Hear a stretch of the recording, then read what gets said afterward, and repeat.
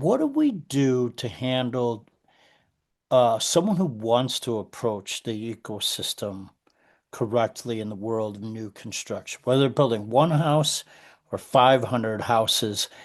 What kind of voice does that team need to really start the process? Yeah.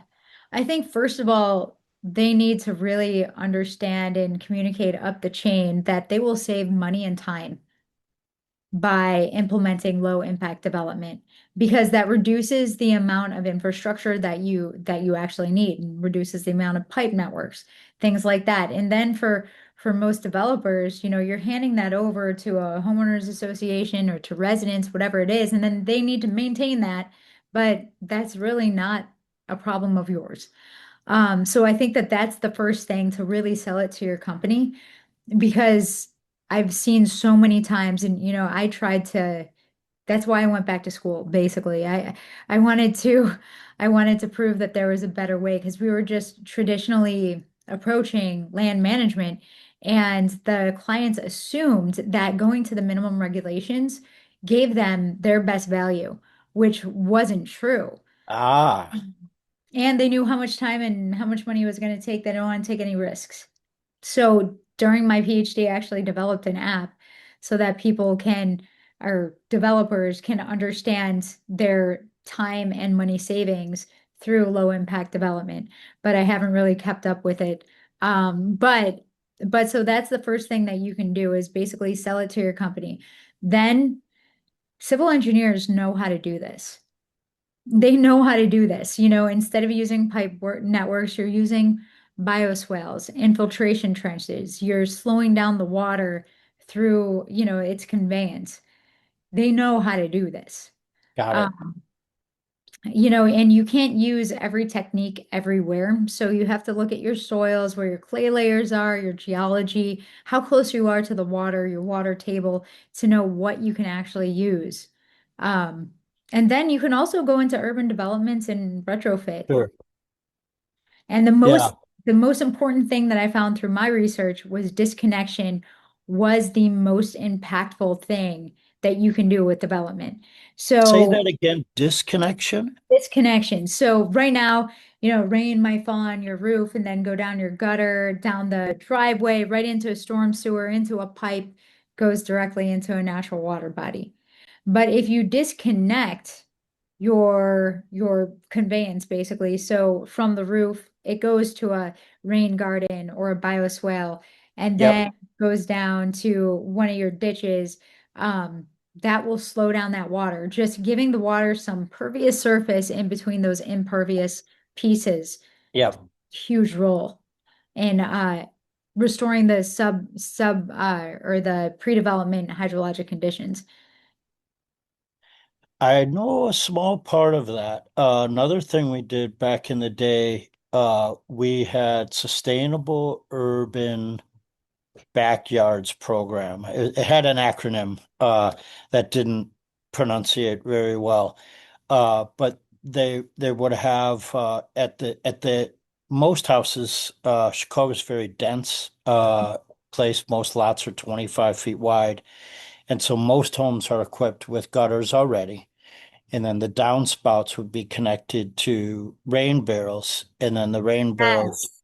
yeah, would go from there. And of course, you did quick math and you were like, well, if you have 8 rain barrels on your house, they're going to be filled up in about 11 minutes.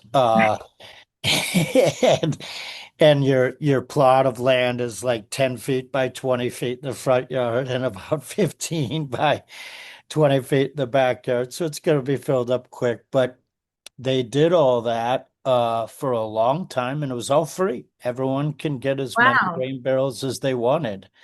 Uh, and then they did something with a local quarry and then they banned all that because they wanted all the water right away. Yeah. Oh. They took a quarry and they mined a connection to it, lined it with an incredible amount of epoxy, and uh, the water is held there in the interim process now. Wow. It'd be fun to chart that pathway, but they had it. They had it for a minute. Yeah, they had it. Do you find that municipalities and such are good at sharing these solutions and supporting other municipalities? Is that working? I feel like some are. It really depends on where you are. Good. No, like it really depends on where you are. I mean, the Philadelphia Green Streets project, I think, was, a huge example of green infrastructure done well. And I think that a bunch of other places have done that too because it increases your property value too. Like ecosystem services is a valuable thing. Like anytime I go into a neighborhood and you can tell that everything's been clear cut, especially in Florida, like grass, it's not native. You know, Yeah. it's it's the largest Despite what we think. I know. It's the largest agricultural product in the world and produces nothing. Think about that. All the water and the fertilizer, insecticides, herbicides that go into our lawns for nothing to be produced. It's crazy, especially I'd in, like to see a 4 minute rant on lawns from you. Are you prepared for a 4 minute yeah, I'm lawn prepared. rant? I can totally do that. Fertilizers, the largest agricultural crop, right? Yeah. What else did you say? It was Oh, good.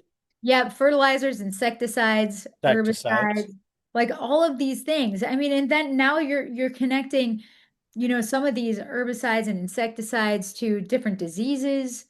Um, there's been a study on glyphosate that was retracted from 20 years ago Mm, now because it can cause cancer, apparently.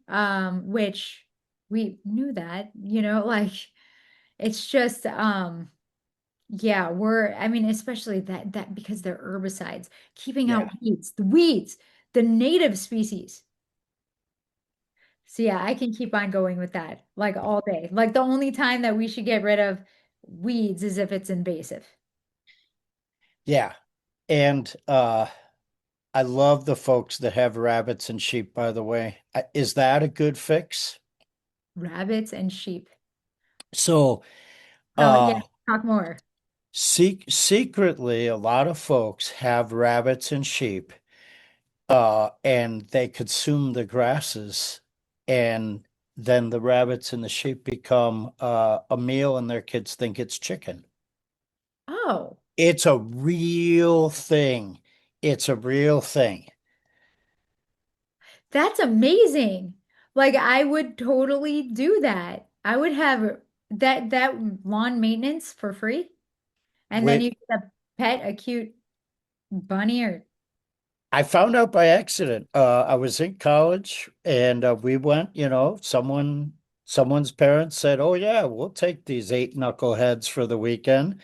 We went to their house and there was a sheep in the backyard. I was like, "Wow, that's really great." And the dad's like, "Yeah, I work too much. I'm not going to manage my lawn." The yeah. following day, I'm like, "Where's the sheep?" He's like, "It's dinner."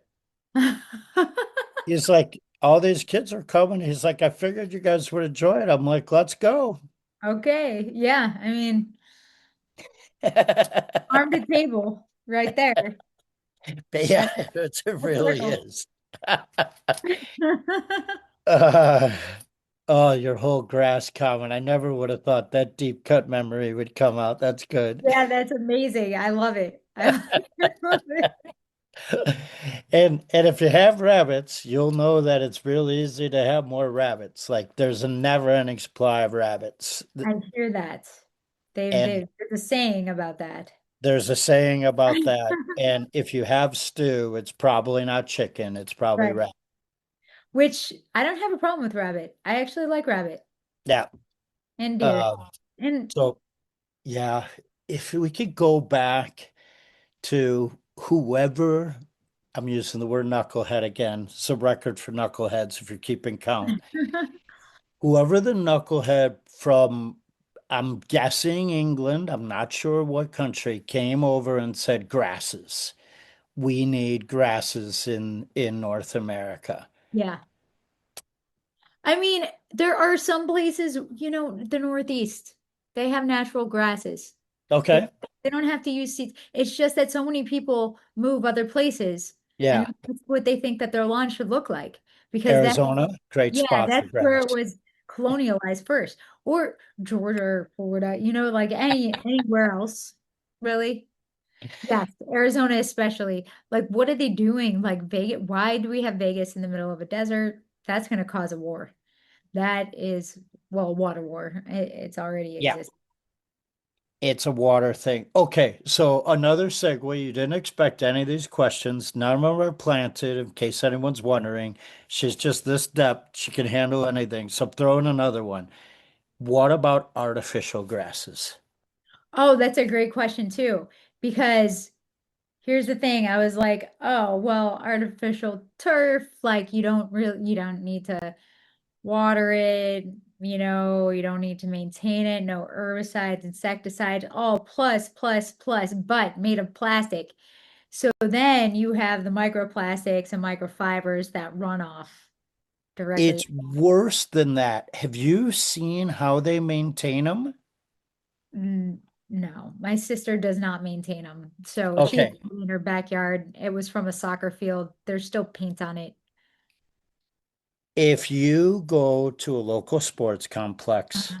and they have AstroTurf, they have fake turf, they actually do this whole raking and vacuuming thing to it.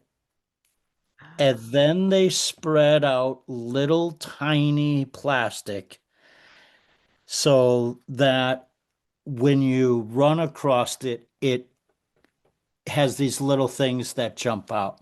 So Why? if you picture if you've ever watched someone fertilize a lawn, right? They go through that little thing and these Yeah, little pieces go out. Most of it is, sewer sludge if it's organic, and so that's a good fertilizer. yeah. But if you have AstroTurf, it's little tiny pieces of plastic that gets put on it all the time. Why? It's because when the athletes run, that thing that happens of them running, it makes it look real. It's all, What? That's just for looks? oh, it's all for looks. Well, let me add another part. It's And hold also on. You so right, that you can keep on selling product to the AstroTurf people. right here. Yeah, yeah, there it is. This is from the Buffalo Bills stadium. It looks great because right there it's displayed and it's on it. But if that was in the flat formation, they go through this process. Yours is a nice display that's run vertical and But it's why good do they have looking. to make it look like grass, though? That's what I don't understand. Why does it have to look like grass? No one has any idea. It shouldn't. Like if you go to a track field, right, where they use Yeah, recycled rubber, yeah, that doesn't try to look like asphalt. That tries to manage a 50-year install so those university and school doesn't have to pay for it again. yeah. And because we have a lot of rubber from a lot of Yeah. tires. But AstroTurf is all for fake visualizations That's so dumb. It's so unnecessary. Because it really does look like grass for no reason. for no reason. It could be any color we want it to be, actually, but we just Right. It's just plastic. micro plastics. Sorry, you're going to be tossing and turning tonight. It's like, "Argh." So stupid. Why would that more plastic? Yeah, it's okay to use the word knuckleheads, though. We Yeah, we we knuckleheads. said that's all right. All the knuckleheads, Yeah. for Um, sure. so we didn't solve things today, but we sure brought some awareness of the whole Yeah. process, right? Yeah.